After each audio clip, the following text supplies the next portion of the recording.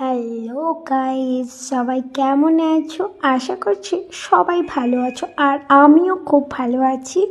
দিনটা হচ্ছে 25শে ডিসেম্বর। কাল আমি চলে গিয়েছিলাম একটা জায়গাতে। আমার হাজব্যান্ড অফিস থেকে আসার পথে আমাকে কল করেছে, একটা জায়গা যাবে বাবু?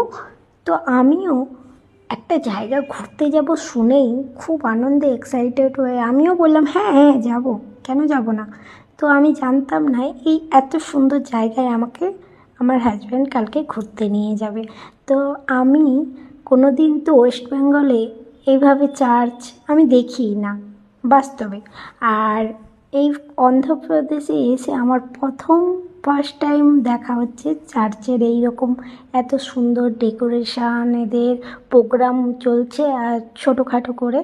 তো আমি ওখানে দাঁড়িয়ে একটু প্রোগ্রাম দেখছি, আর এদিকে আমার মেয়ে আর আমার হাজব্যান্ড দুজনে দেখো ফটোগ্রাফি তুলতেই ব্যস্ত ওরা।